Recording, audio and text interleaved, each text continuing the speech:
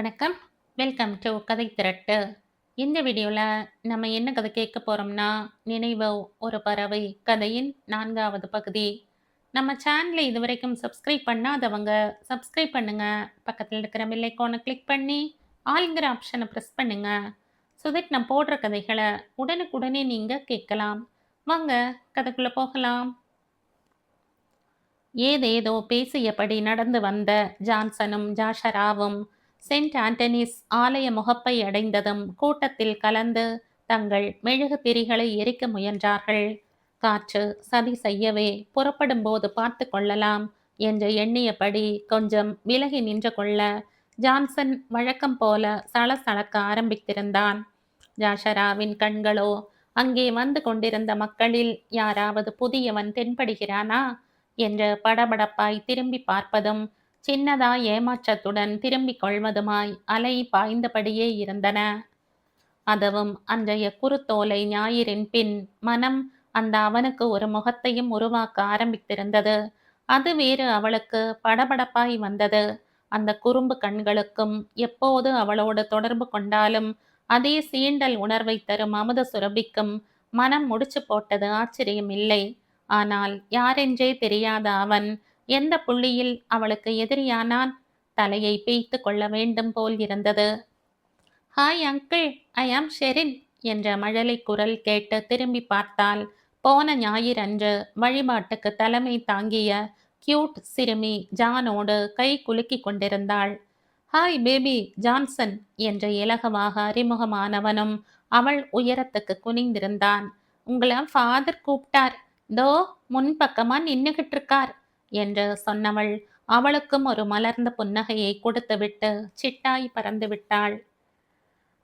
ஜாஷி, அந்த பக்கமா வெளிச்சத்துல வந்து நில், நான் என்னன்னு கேட்டுட்டு வரேன் என்றபடி ஓட்டமாக ஜான் ஷெரினின் பின்னே மறைய, நாமும் போய் கூட்டத்தோடு சேர்ந்து கொள்ளலாம், இன்னும் சில நிமிடங்களில் பவனி ஆரம்பித்துவிடும் என்ற எண்ணத்தோடு இருட்டில் ஒரு அடி எடுத்து வைத்தவள் அப்படியே சிலை என அதிர்ந்து நின்றாள். கை காலெல்லாம் படபடவென்று வந்தது. அவளுக்கு முன்னே என்ற சத்தத்துடன் லைட்டர் எரிக்கப்பட அதன் சுடரில் அவளின் மாயக்காரனின் முகம் அவளையே முறைத்து கொண்டிருந்தது.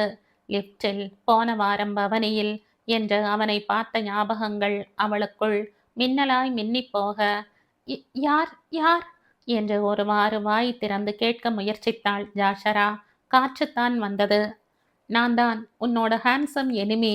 நான் உன் கற்பனையோட ஒத்து போறேனா இல்லையா என்று உல்லாசமாய் கேட்டபடி கண் அடித்து சிரித்தவன் அவளை நோக்கி ஓரெட்டு எடுத்து வைக்க அவனை திட்டக்கூட தோன்றாமல் அனிச்சை செயலாய் பின்புற மதிலை நோக்கி அவளும் ஓரெட்டு பின்னே வைத்தாள்.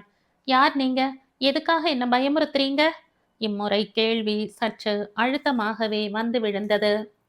என்னது, யார் நீங்களா? ஜோகனுக்கு வாய்த்த அவமானம். சு சு என்ற நீளமாய் கவலைப்பட்டவன் சட்டென அவளது வல கையை பிடித்து இழுத்தான். அதிர்ந்து போனவள் சுதாரிக்கு முன்னே தன்னுடைய மணிக்கட்டையும் அவளுடைய மணிக்கட்டையும் ஒன்றாய் ஒட்ட வைத்து தூக்கி பிடித்து அவள் அணிந்து கொண்டிருந்த பேண்டினை சுண்டினான். இங்க பார். அவனது கையிலும் அவளதைப் போலவே சில்வரும் கருப்பும் சேர்ந்த பேண்ட் இருந்தது. இதென்ன பிரமாதம் என்ற நினைப்புடன் கையை முரட்டுத்தனமாக உதற முயன்ற போது அவன் பிடி இறுகியது. என்ன அவசரம் உனக்கு? நீ மாறவே இல்லை ஜிங்க்லி.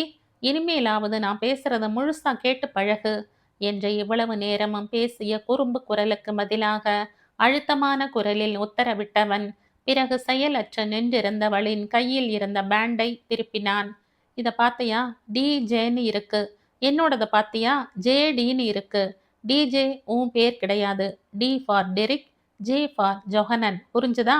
என் கையில் இருக்கிறதுல J for Jashara, D for David. புரிஞ்சுதா? எல்லாரும் ரிங் போட்டு நிச்சயம் பண்ணுவாங்க.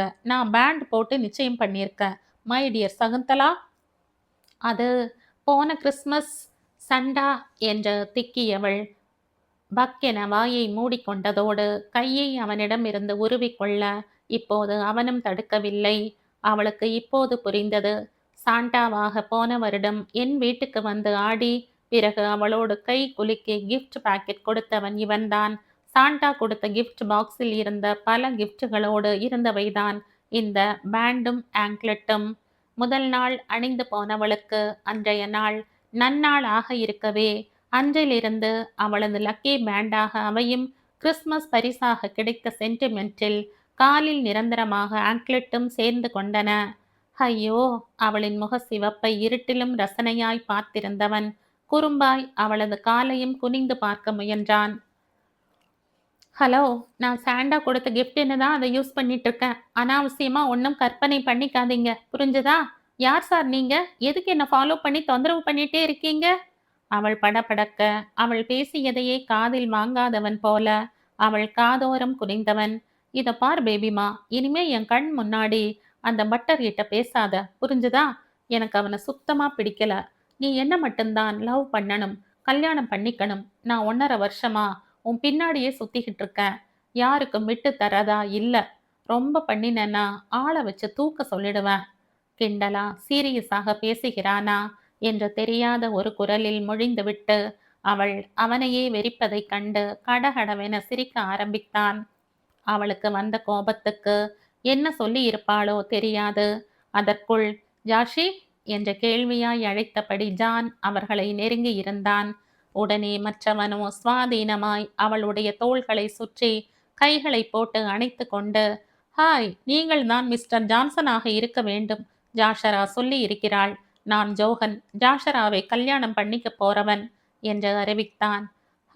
ஹாய் என்று தட்டு தடுமாறி கை குலுக்கிவிட்டு, நான் முன்னாடி போறேன் என்ற மெல்லிய குரலில் முணுமுணுத்தபடி ஜான் வேக வேகமாய் மறைய அவள் ஆத்திரமாய் ஜோகனின் பக்கம் திரும்பிய போது, தொலைஞ்சா, நான் கிளம்புறேன், நீ நல்லா பாடு செல்லக்குட்டி, மாமா பார்த்துட்டே இருப்பேன் என்று கண் சிமிட்டியபடி லைட்டரை மீண்டும் ஏற்றி அணைத்துவிட்டு இருளில் கலந்து விட்டான் அவன்.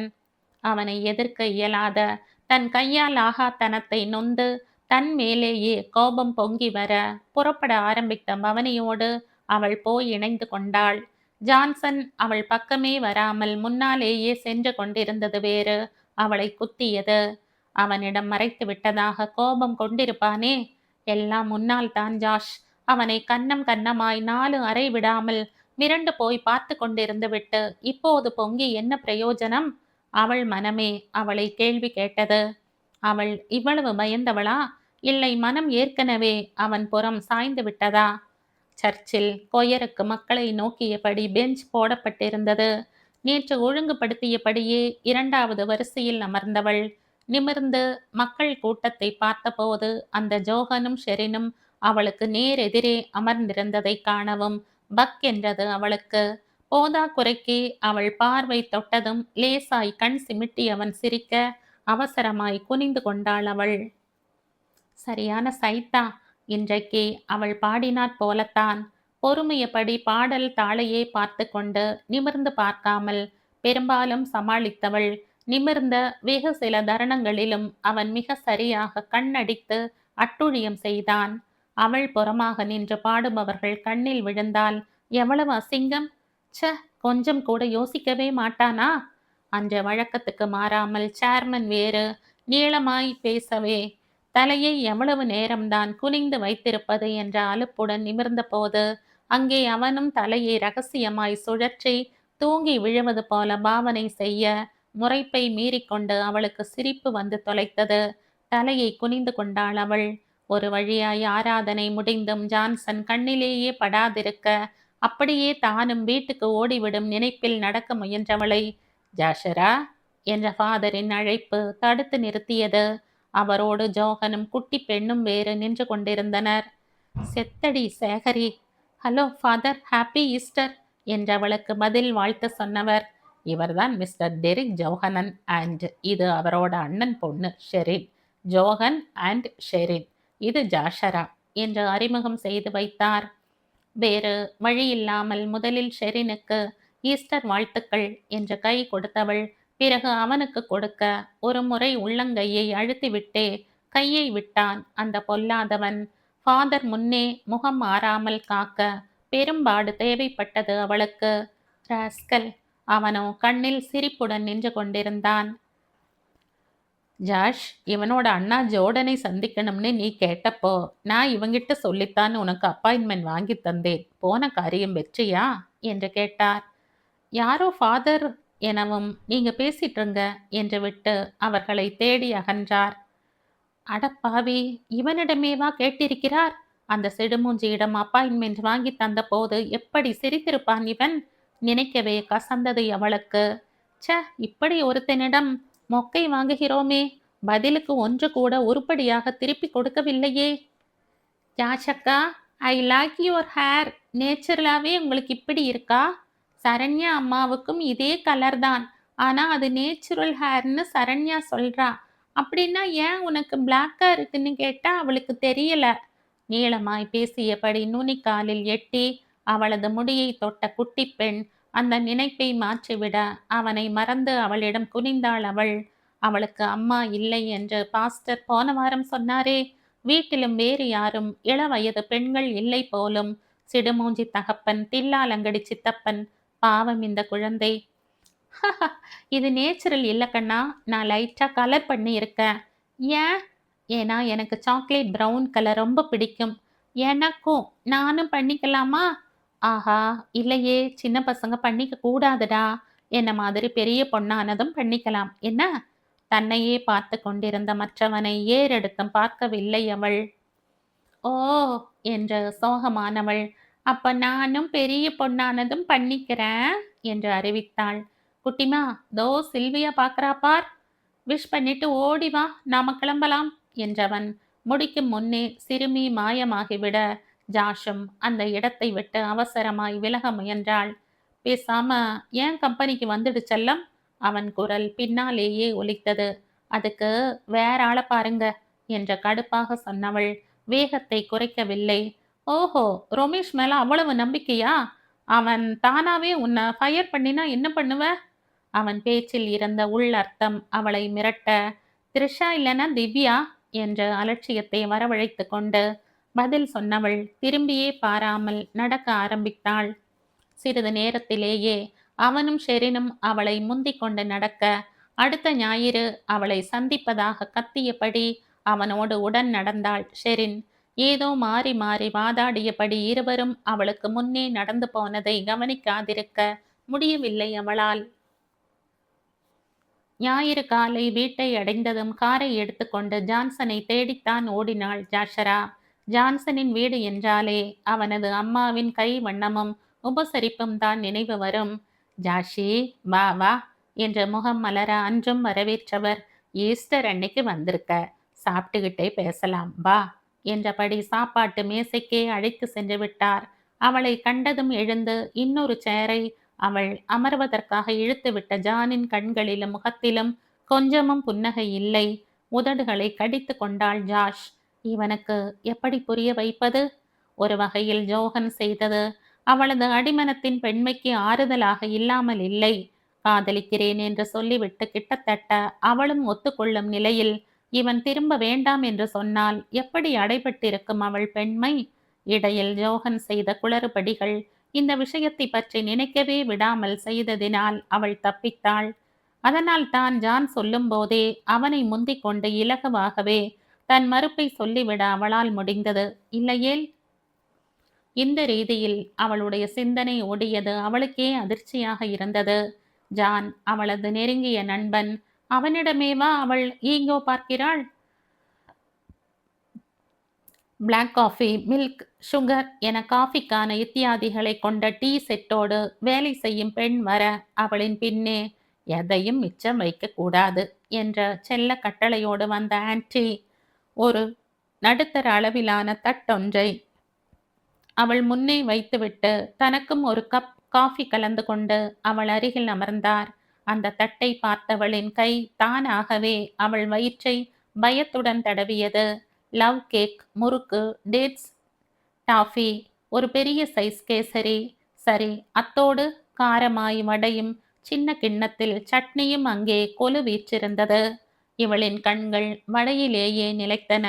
வடையின் நடுவில் இருந்த துவாரத்தின் வழி ஜோகனின் முகம் தோன்றி கண் அடித்தது போன்ற ஒரு கற்பனையில் முக சிவப்போடு தலையை உலுக்கி கொண்டவள், என்ன ஆன்டி, காலையிலேயே இவ்வளவு ஐட்டம் என பேச்சை மாற்றினாள்.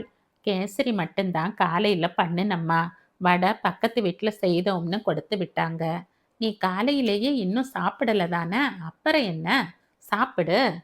பிறகும் சிறிது நேரம் அவளுடன் பேசிக் கொண்டிருந்தவர் ஜானின் பாட்டிக்கு உணவு கொடுக்கப் போவதாக எழுந்து அகன்றதும் அவளையே பார்த்து கொண்டு பேசாமல் இருந்த ஜானிடம், கோபமா என்று மெல்ல கேட்டாள் அவள். அவ்வளவுதான், அவன் பொங்கி விட்டான். அவன் எப்போதுமே சகலத்தையும் அவளுக்கு ஒப்புவிக்கும் அதே நேரம் ஜாஷரா எல்லாவற்றையும் அவனுக்கு மறைக்கிறாளாம். உண்மையை சொல்லி அவனை வேண்டாம் என்று சொல்லாமல் பொய் சொன்னாளாம். அவன் மட்டும் திருமணம் வேண்டாம் என்ற முடிவெடுத்திராவிட்டால் எவ்வளவு காயப்பட்டிருப்பானோ தெரியவில்லையாம். ஜாஷிற்கு ஒன்று மட்டும் புரிந்தது. ஈகோ பார்த்தது அவள் மட்டுமல்ல. ஆண் பெண் நட்பு சிக்கலானது. நட்புக்கு நடுவில் காதல் என்று நுழைகிறதோ அந்த புள்ளியில் இருந்து எல்லாமே மாறிப்போகிறது. மீண்டும் பழையபடி மாறுதல் சாத்தியமே இல்லாதது. அப்படியெல்லாம் நான் நினைப்பனா ஜான்? எனக்கு ஜோகனை நீ போன பிறகுதான் பழக்கமே வந்தது. பிறகு ஏதேதோ நடந்து அவர் லவ் சொல்லிவிட்டார். அதுவும் நேற்று காலையில்தான். நான் இன்னும் பதில் கூட சொல்லவில்லை. நம்புடா. அவள் ஏன் உண்மையை சொல்லாமல் இப்படி அடித்து விடுகிறாள் என்று அவளுக்கே புரியவில்லை. இப்படி இல்லாத பொல்லாத பொய்கள் எல்லாம் சொல்லி அவனை ஒருவாறு நம்ப வைத்ததும் அவன் கேட்ட அடுத்த கேள்வியில் அவளுக்கு தலை சுற்றியது. ஓகே, உன் ஆள் என்ன பண்றார்? அவங்க வீட்ல உங்க வீட்ல எல்லாம் ஒத்துப்பாங்களா? பதில் தெரிந்தால் தானே சொல்வதற்கு.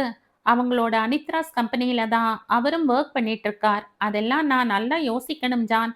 ஓகே சொல்வனா என்னவோ எனக்கே தெரியல. நீ யார்கிட்டையும் சொல்லிடாத என்று ஒருவாறு சமாளித்தாள். அங்கிருந்து வீட்டுக்கு திரும்பும்போது வயிற்றைப் போலவே மனதும் அடைத்து கொண்டிருந்தது. அவளது வாழ்க்கையில் ஜானுடனான அத்தியாயம் முடிந்து விட்டது என்று அவளுக்கு புரிந்தது. இவ்வளவு நாளும் தோளோடு துணையாய் இருந்தவர்களுக்குள் இந்த பொல்லாத திருமண எண்ணம் ஏன் நுழைந்தது? இனிமேல் இருவரும் விலகி இருப்பதே உத்தமம். இல்லையேல் இருவர் வாழ்க்கைகளும் சிக்கல்தான். அதெல்லாம் விடு. அவள் என்ன நினைவில் இருக்கிறாள்? ஜானிடம் சொன்னதென்ன? ஜோகனை காதலிக்க ஆரம்பித்து விட்டாளா? அவனை பற்றி இன்னும் 1% கூட அவளுக்கு தெரியாது. முக்கியமான விஷயம், அவன் அவளை உண்மையிலேயே காதலிக்கிறானா இல்லை விளையாடுகிறானா என்பதே அவளுக்கு இன்னும் உறுதியாக தெரியாது. ராங் காலில் ஆரம்பிக்கும் காதல்கள் பற்றி எல்லாம் ரொம்பவே கீழான மதிப்பை வைத்திருந்த அவளே அப்படி ஒரு முடிச்சில் சிக்கிக் கொண்டு விட்டாளா? எப்படி எப்படியோ எல்லாம் யோசித்தாலும் வீட்டுக்கு போனதும் அவள் செய்த முதல் வேலை நிரோவை அழைத்து உதவி கேட்டதுதான்.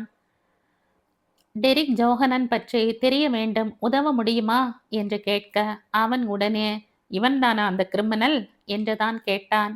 இல்ல இல்ல, இது வேற என்று இவள் சமாளித்ததற்கு மறுமுனையில் இருந்து எந்த ஆமோதிப்பும் வரவில்லை.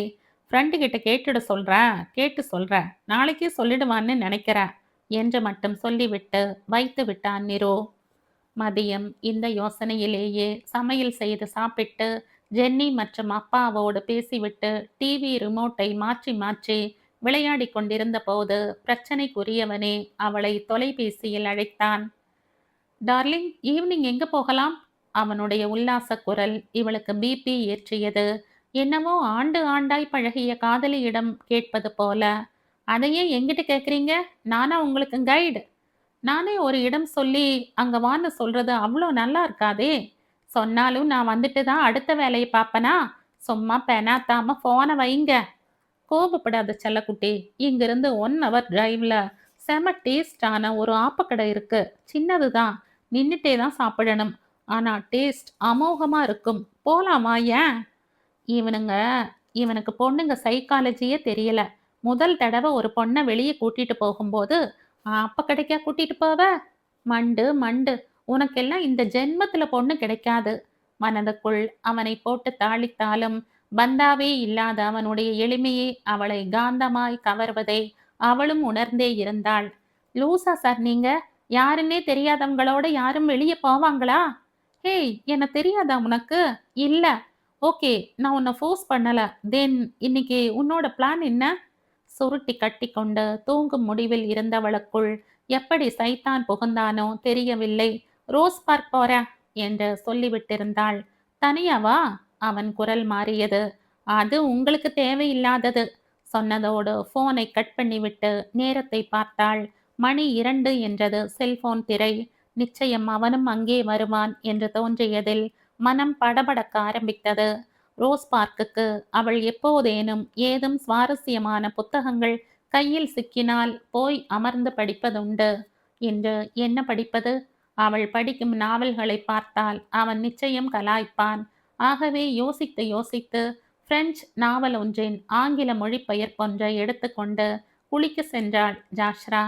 அது மட்டுமல்லாமல் அன்று அவள் தயாராக வழமைக்கு மாறாக அதிக நேரம் எடுத்தது. நீ போகும் பாதை சரியே இல்லை என்ற மனம் அடிக்கடி அலாரம் அடித்து கொண்டிருந்தாலும் அசால்ட்டாக அதை மியூட்டில் போட்டுவிட்டு அவள் தன் எண்ணத்தை செயல்படுத்தி கொண்டிருந்தாள். புத்தகம் படிக்க வந்ததைப் போலவே தோன்ற வேண்டும். இல்லை என்றால் அவனுக்காக வந்ததாகிவிடுமே. பிரைட் பிங்க் கலரில் சாதாரணமாய் ஒரு ஷர்ட், நீல முக்கால் பேண்ட், நீல நிற சப்பல். அமைதியாக டிஸ்டர்பன்ஸ் இல்லாமல் படிப்பதற்காக முடியை நெற்றியில் இருந்து பின்னோக்கி தள்ளி ஒரு பேண்ட், கொஞ்சமாய் கண்களுக்கு காஜல் என்பவற்றோடு வழக்கமாய் போடும் பிங்க் கலர் லிப்ஸ்டிக்கை எடுத்தவள். பிறகு வேண்டாம் என்ற உணர்வில் அதை வைத்துவிட்டு கையில் புத்தகத்தை எடுத்தபடி தன்னை கண்ணாடியில் ஒருமுறை பார்த்தாள். ஞாயிற்றுக்கிழமை ரிலாக்ஸாக பார்க்கில் புத்தகம் படிக்கும் பெண் போலத்தான் இருக்கிறது என்ற திருப்தியானவள் ட்ரெஸ்ஸிங் டேபிளில் இருந்த பேண்டினை எடுக்க கை நீட்டிவிட்டு கையை மடித்து நகம் கடிக்க ஆரம்பித்தாள். ஆஹா, இது அவன் பெயர், அவன் வாங்கி கொடுத்தது என்றெல்லாம் தெரிந்த பின்னும் அணிந்தால் அவனை ஏற்றுக்கொண்டு விட்டோம் என்று அர்த்தமாகிவிடுமே.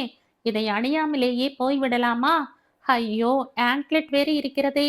நீளமாய் ஜீன்ஸ் போட்டுக் கொள்ளலாமா? இந்த காட் சட்டையில் ஆங்க்லெட் அவன் கண்ணில் படுமே என்று குழம்பியபடி அதை மாற்றுவதற்காக க்ளோசெட்டை திறந்தவளுக்கு கைகள் ஒத்துழைக்கவில்லை. நான் எதுக்கு மாத்தணும்? அதெல்லாம் என் லக்கி சாம் என்று நான் ஃபிக்ஸ் ஆயிட்டேன். இதுக்கு மேல அவர் என்ன சொன்னாலும் எனக்கு இதெல்லாம் வெறும் லக்கி சாம் மட்டும்தான். வீராவேசமாய் எண்ணியபடி மீண்டும் அந்த பேண்டுகளை கையில் மாட்டிக்கொண்டவள் லிப்டில் நுழைந்து வெளிப்பட்டு கார் பார்க்கை நோக்கி நடந்தாள். அவள் ரோஸ் பார்க்கை அடைந்த போது மணி 3:30 அங்கே இருந்தது. பேருதான் ரோஸ் பார்க் தானே தவிர அங்கே மருந்துக்கும் ரோசா பூவோ ரோஜா வர்ணமோ கிடையாது. மேக வர்ணத்தில் சிறுவர் விளையாட்டு உபகரணங்கள் வர்ணமடிக்கப்பட்டிருக்க சாதாரண மரங்களையே வித்தியாசமாய் பரூன் செய்து அழகாய் பராமரித்து கொண்டிருந்தார்கள். அந்த இள வெயிலிலேயே பெற்றோரோடு வந்திருந்த குழந்தைகளை கடைக்கண்ணால் பார்வையிட்டபடி நடந்தவள் ஓவல் வடிவில் பரூன் செய்யப்பட்டிருந்த மாமரத்தின் அடியில் இருந்த பெஞ்சில் போய் அமர்ந்து புத்தகத்தை பிரித்து வைத்து கொண்டாள். அவன் அவளை ஏமாற்றவில்லை. சரியாக 4:05க்கு அவள் தலையை ஒரு ராக்கெட் தாக்கியது. வந்துட்டா. சிரிப்பை மறைத்து முறைத்தபடி அமர்ந்திருக்க பெரும் பிரயத்தனம் தேவைப்பட்டது அவளுக்கு.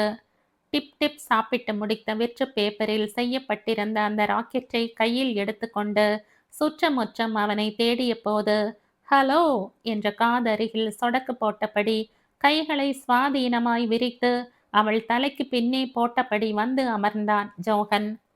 என்ன வேலை இது? ஐயோ, ராக்கெட் செஞ்சு கொடுங்க சித்தப்பான்னு சின்னவன் கேட்டான். செஞ்சு கொடுத்தது மட்டும்தான் நான். டெஸ்ட் ஃப்ளைட் கொஞ்சம் ரூட் மாறிடுச்சு. மற்றபடி உன்னையெல்லாம் நான் டார்கெட் பண்ணி வீசலை. அவனது சிரிக்கும் கண்கள் அது உண்மை அல்ல என்று தெளிவாகவே சொல்லின. அவள் பதில் பேசாமல் தலையை குனிந்து கொண்டாள்.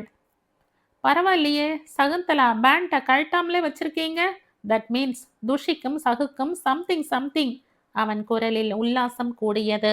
வெடுக்கென்று நிமிர்ந்தவள், அப்படியெல்லாம் இல்லை. இவ்வளவு நாளா எப்படி போட்டிருந்தனோ அப்படித்தான் இப்பவும் போட்டிருக்கேன்.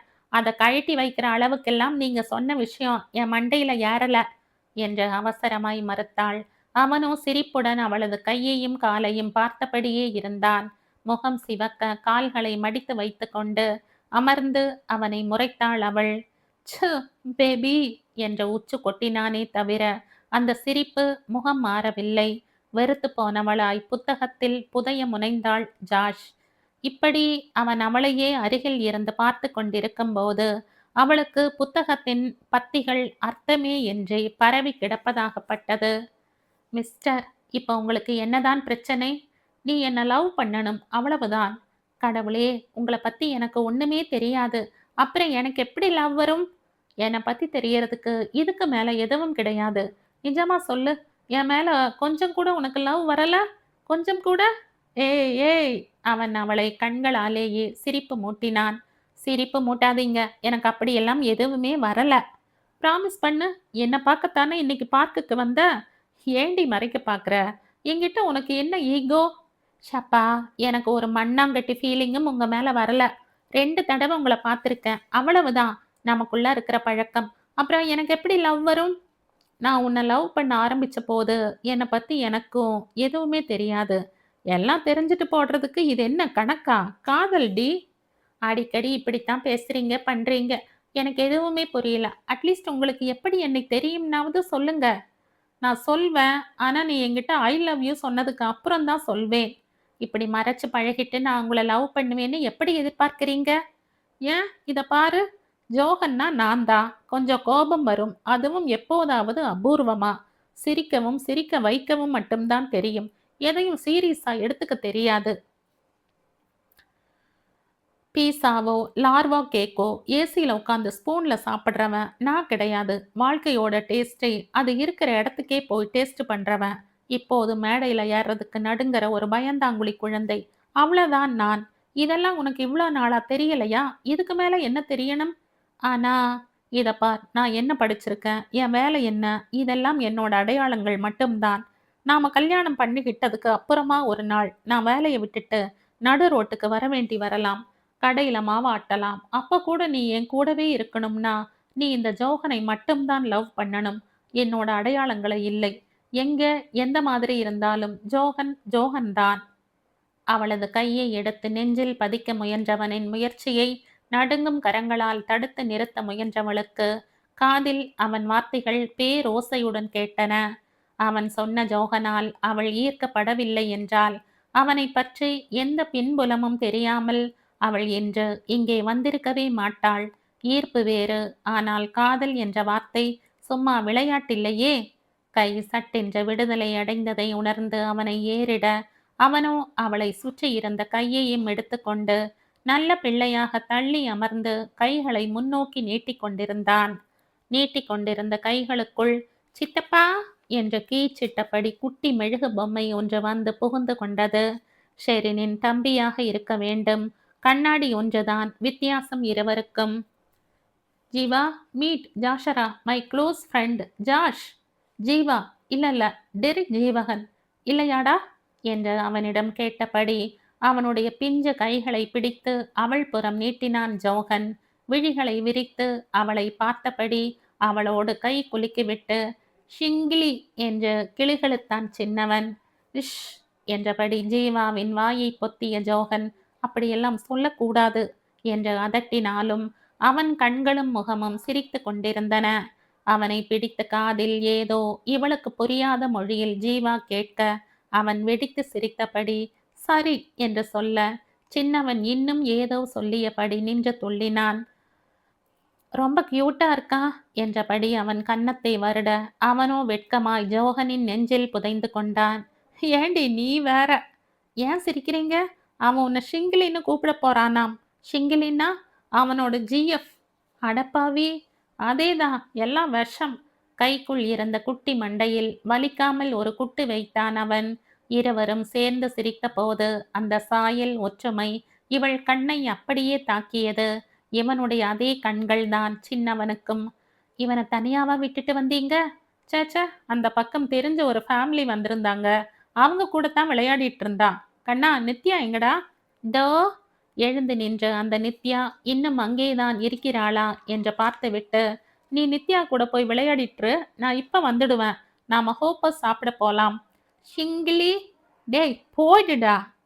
சின்னவன் அவளை ஓரக்கண்ணால் பார்த்துவிட்டு பை என்றபடி ஓட எழுந்து நின்று அவன் போய் அங்கே சேர்ந்து விட்டானா என்று பார்த்துவிட்டு மீண்டும் அமர்ந்தான் ஜோகன். சின்னவனின் பாவனையை பார்த்து சிரிக்க ஆரம்பித்தவளை பார்த்து கொண்டே இருந்தவன், அப்போ என்ன லவ் பண்ணல என்று கேட்டான். இல்லை என்று தயக்கமாய் தலையசைத்தாள் அவள். சரி, அப்போ என் கம்பெனிக்கு மாறிடு. முடியாது. விளையாடுறீங்களா? நான் ஒரு ரைட்டர் தெரியுமா? உங்க கம்பெனியில வந்து நான் என்ன பண்ண முடியும்? நீ அத அங்க வந்து பாரேன். விளையாடாதீங்க. நான் சீரியஸா தான் பேசுறேன். அந்த ரமேஷ் கிட்ட இனியும் உன்னை விட்டு வைக்கிறதா இல்ல. நீ வரலைன்னா நான் வர வைப்ப. அவனுடைய குரலில் ஒரு அழுத்தம் வந்திருந்தது இப்போது. அந்த சவால் அவளை சீண்ட. என்ன ஆனாலும் நான் உன் கம்பெனிக்கு வரவே மாட்டேன். வேலை இல்லாம வீட்ல இருந்தாலும் பரவால்ல என்றாள் அவளும் சவாலாய். Challenge challenge. ஷார்ட்ஸை தட்டிக்கொண்டு எழுந்து நின்றான் அவன். அப்போ நான் ஜெயிக்கிறதுக்காக எந்த லெவலுக்கு வேணாலும் போவேன். அப்புறம் மூக்க உறிஞ்சக்கூடாது. அதையும் பார்க்கலாம். நீங்க தான் தோத்து போக போறீங்க. ஓவர் கான்ஃபிடன்ஸ் உடம்புக்கு ஆகாதடி தங்கமே. கண்ணடித்து சிரித்தபடி புறப்பட்டவன் ஓடி வந்த ஜீவாவையும் தூக்கி கொண்டு நடக்க லேசான உதறலுடன் பார்த்து கொண்டிருந்தாள் ஜாஷரா. அவன் தோளில் கிடந்தபடி அவளுக்கு மெதுவாக கைகளை ஆட்டிய சின்னவனை கண்டதும் அத்தனை கோபமும் அவளாப்பட்டாள் என்று தெரியாமல் மறைய தானும் சிரிப்போடு கை அசைத்தாள் அவள். சரியாக அந்த கணத்தில் திரும்பி பார்த்து ஜோகனும் சிரிக்க உறைந்து நின்றவளுக்கு சுய உணர்வுக்கு வர சில நிமிடங்கள் தேவைப்பட்டன.